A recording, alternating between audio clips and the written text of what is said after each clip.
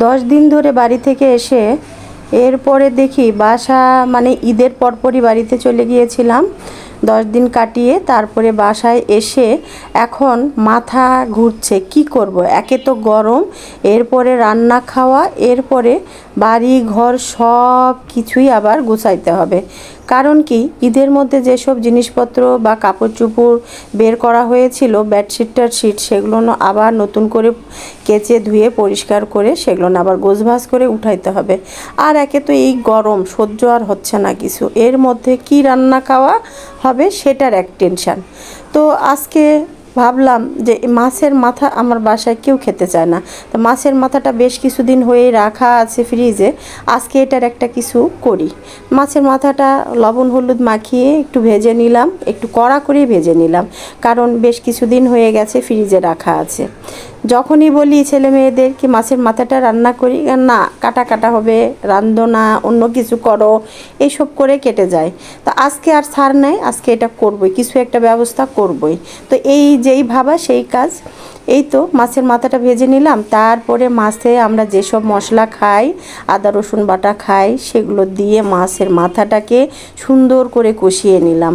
আর এই রান্নাটা আমার খুবই ভালো লাগে। মুগের ডাল দিয়ে এত গরমের মধ্যে আর মুড়িঘণ্ট করলাম না, তাই তো আলুটা কুচি কুচি করে নিয়েছি, যতটুকু পেরেছি, খুব একটা ভালো পারি না।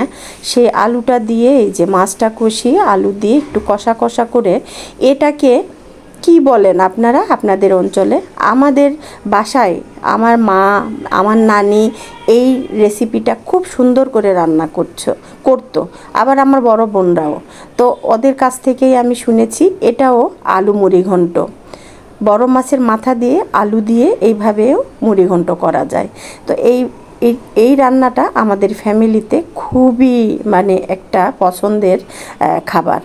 তো সেটা আজকে আমি করে নিলাম। খুব একটা বড় মাছের মাথা না, 2.5 কেজি ওজনের একটা রুইয়ের মাথা ছিল, তো সেই মাথাটা দিয়ে বড় সাইজের 3টা আলু। তো এটা যদি আমাদের এলাকায় করতাম তাহলে অবশ্যই দেশি আলু দিয়ে করতাম, স্বাদটা আরও মজার হতো, তাই না?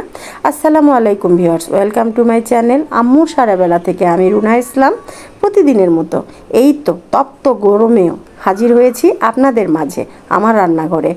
আর নিয়ে এসেছি আলু দিয়ে রুই মাছের মাথা দিয়ে মুড়িঘণ্ট।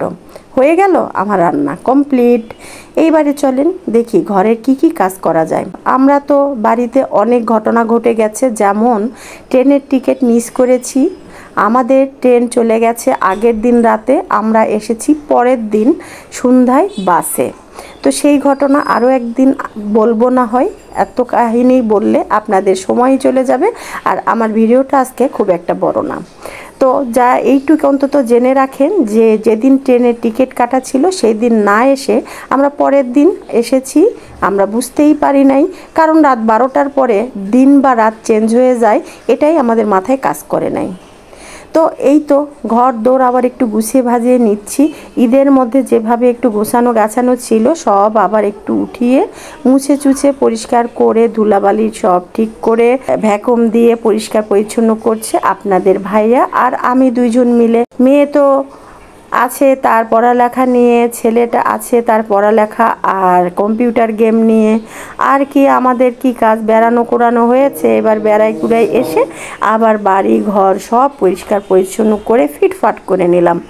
এই আর কি, সারা জীবন এইভাবেই চলে যাচ্ছে, এইভাবেই চলে যাবে। বেডশিটটা চেঞ্জ করে ফেলেছি, আবার ফার্নিচারগুলো মুছিয়ে নিলাম। আসলে কি বুয়ার হাতে হয়তো মোছা চোছা মাজা ঘষা হয়, কিন্তু এর পাশাপাশিও অনেক কাজ থাকে, যেসব কাজ আমরা গৃহিণীরা করে থাকি বা বাসার মানে পুরুষ মানুষরা করে থাকে। সব কাজ শেষ করে বাজার সওদা আবার করে নিয়ে রেগুলার জীবনযাত্রা শুরু করলাম। আজকে এ পর্যন্তই। সকলে ভালো থাকবেন, সুস্থ থাকবেন, এই গরমে বেশি বেশি পানি খাবেন। আল্লাহ হাফেজ, শুভ সন্ধ্যা।